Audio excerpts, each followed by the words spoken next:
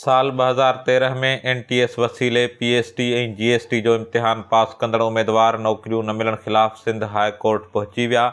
अदालत तइलीम खाते जे सेक्रेटरी, स्कूल एजुकेशन जे डायरेक्टर हैदराबाद समेत ॿिनि लाॻापियल धुरियुनि खे नोटिस जारी करे छॾिया। सिंध हाई कोर्ट में वकील मार्फत दरख़्वास्त दाख़िल कराईंदे मोहम्मद नईम, नदीम, हबीबुल्लाह समेत 54 उम्मीदवारनि मौक़िफ़ इख़्तियार कंदे चयो आहे त हुननि साल 2013 में NTS पारां वरितल PST ऐं GST जो इम्तिहान पास कयो। इम्तिहान पास करण बावजूदि खेनि नौकरी न ॾिनी वई। उम्मीदवारनि मौक़िफ़ इख़्तियार कंदे वधीक चयो त हुननि तइलीम खाते ख़िलाफ़ साल 2017 में अदालत सां रुजू कयो। अदालत लाॻापियल इख़्तियारनि खे छंड-छाण बाद अहल उम्मीदवारनि खे ऑफर आर्डर जारी करण जो हुकुम ॾिनो।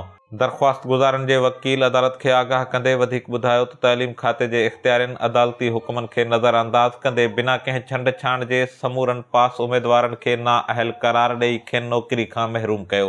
जंहिंखां पोइ अदालत पंहिंजा रिमार्क्स ॾींदे तइलीम खाते जे इख़्तियारनि खे चयो त मामले जे हल लाइ ज़िलई सिलेक्शन कमेटी जोड़े इम्तिहान पास कंदड़ उम्मीदवारनि जी स्क्रूटनी जो अमल शुरू कयो वञे। ॿी सूरत में अदालत पंहिंजो फ़ैसिलो ॿुधाए छॾींदी।